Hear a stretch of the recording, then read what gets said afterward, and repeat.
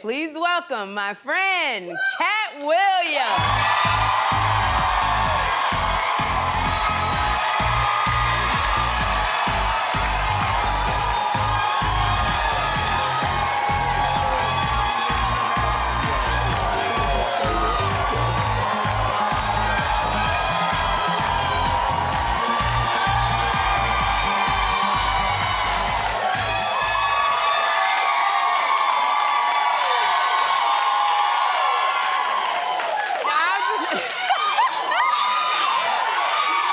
Sherri and the family.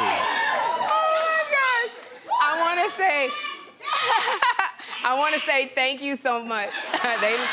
They do love you, Katt. I love them. I want to thank you for giving me flowers, but I really need to give you your flowers, Katt, because you kept me going in comedy. I don't know if you remember, way back, I think it was in Compton or Carson when you used to MC your shows, and you told me not to be afraid. Do you remember telling me anything? You gave me confidence to stay on stage. Do you remember? I've blocked all of that. And you from my memory banks. Therapy has got me past triggers. I'm no longer triggered. Yes, I remember. You were, I had a great eye for talent even then, and I knew that you were unlike anybody else. You were a real swan amongst ducklings, so it's good to see where you have grown into and that you're in your rightful home, and God is, yeah. Thank you for that. I appreciate that. You didn't say all that at the club, but thank you. No. So you and I, we have a professional and we have a personal history because we've known each other a long time, Katt. We go way back. And I just need to clear up something that's just been on my mind for a long time. You called me one day and you was like, I want to take you out. I'm going to take you to play golf. And I borrowed golf clubs from Kim Whitley. I got an outfit to play golf. And I waited, and I waited, and I waited. And I'm not saying you stood me up, but I waited, and I waited.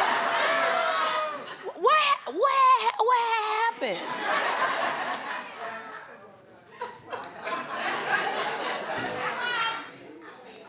I would like to think that our relationship is strong enough, Sherri, that I don't have to answer for every grievance, but... It wasn't a whole bunch of grievances. It was just that one. I just made a mistake. I thought you were meeting me there. And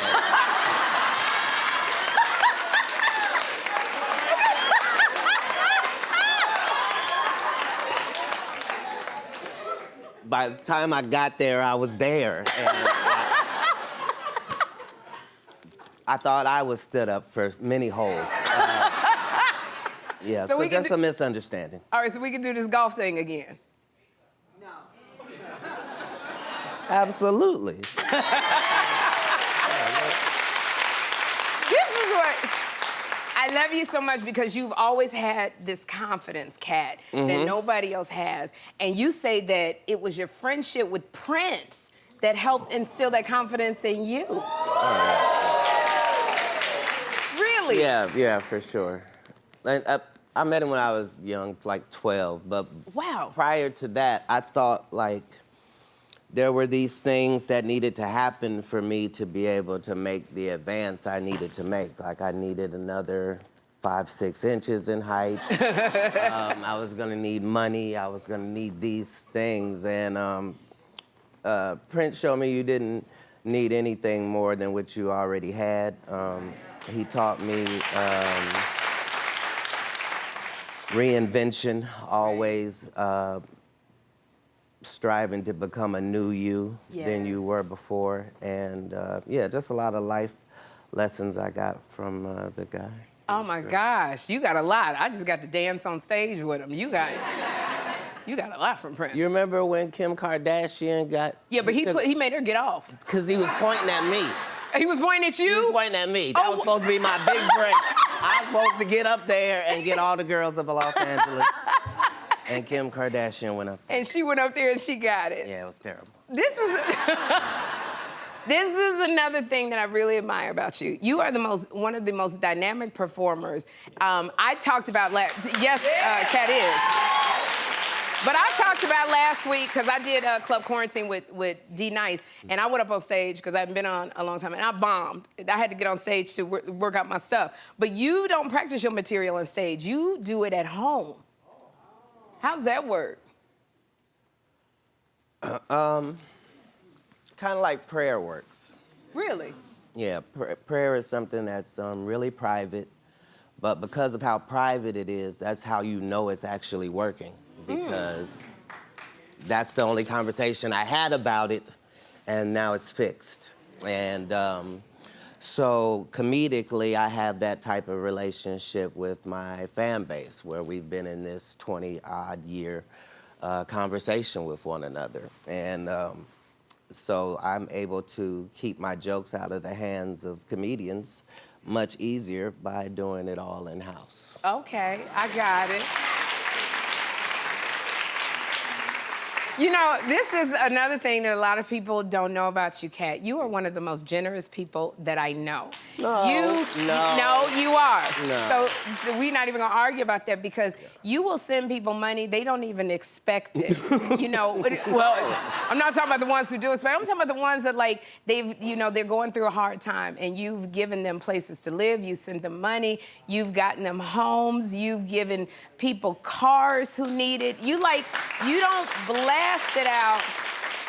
And we gotta say a big hi to our friend Bone, who's doing so much better. You were so instrumental in assisting him. But you even did something that I thought was so phenomenal. You sponsored Melba Moore's Hollywood Star on the Walk of Fame. Like,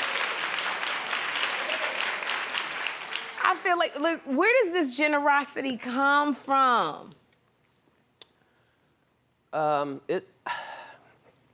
I don't want to sound facetious, but it's not really generosity. I appreciate a formula, and I understand formulas, and I understand that if something works, you keep working it. And so I learned early on that the universe has a banking system, and that it is imperative that you put deposits in on a regular basis. So that your withdrawal is never denied. And so it's almost being too big to fail in earthly terms. Well, I mean, okay, I got it. You've been so generous to people, and I've known you so long. I ain't got a house, a car, a golf date. Ungrateful. Oh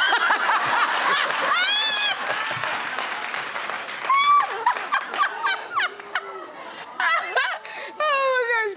30 years. I'm so excited. I'm so proud of you. I'm so happy for you. You got 30 years, and you are still selling out these arenas that you go to. And I want to congratulate you on your Vegas weekend, Dark Matter. Can you tell us about your Dark Matter tour? Yes. It's I keep doing it because it keeps being right. And this is just another perfect combination for a comedy-loving audience. There's veterans that aren't oversaturated. There's Tommy Davidson and Mark Curry, which just those two guys alone is like walking around with all the history of urban comedy. And then to have enough new people, Miss Pretty Ricky and Takara Williams and Zoo Man Miller and Red Grant. Just a great time through all, and Lil Mo comes out and sings. It's just a wonderful experience, and glad to be bringing it in my 19th season. I'm so excited for you, because you're bringing your Dark Matter tour. You're going to be opening in Vegas over the New Year's Eve weekend. So that's congratulations to you. Katt, you haven't looked in my eye not one time. No, no, Sherri. You know why, though. See, we are on TV.